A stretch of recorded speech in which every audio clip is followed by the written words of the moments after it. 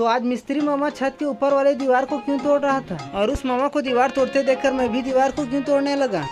तो हुआ कुछ ऐसा कि आज सुबह सुबह ही मिस्त्री मामा नीचे में लगे लकड़ी के प्लेट को निकालने में लगा हुआ था, और कुछ मिनट बाद ये मामा प्लेट को निकाल भी लिया, और निकालने के बाद उस प्लेट को इसके ऊपर में लगा दिया, और प्लेट लगाती है जगह तो मस्त दिखने लगी। इसीलिए मिस्त्री मामा लोहे के छड़ को जल्दी जल्दी काट कर यहाँ पर उस छड़ का भीम बनाने वाला था। और इतना देखते ही मैं जल्दी जल्दी मसाला बनाने लगा, और मसाला बनते ही मैं उसे टब में डालने लगा, और टब में डालते ही माँ उस मसाले को पकड़ कर जल्दी जल्दी यामू के पास जाने लगी, और यामू के पास जाते ही उस टब को यामू को दे भेजी, और यामू को टब मिलते ही ऊपर की ओर जाने लगी, और ऊपर जाते ही टब को भाभी को देने लगी, और भाभी को टब मिलते ही भाभी तो उस टब को मिस्त्री मामा को देने लगी, और टब मिलते ही मिस्त्री मामा उस मसाले को इस भीम में डालने लगा, और इस वाली भीम में डालने के बाद उस वाली भीम में चला गया। लेकिन इस तरह मसाला देते देते मेरी हालत तो पूरी तरह से खराब हो गई थी, और लगने लगा थोड़ा देर और काम करूंगा तो कहीं निपट न जाऊं। साला ये दुख का खत्म नहीं होता बे।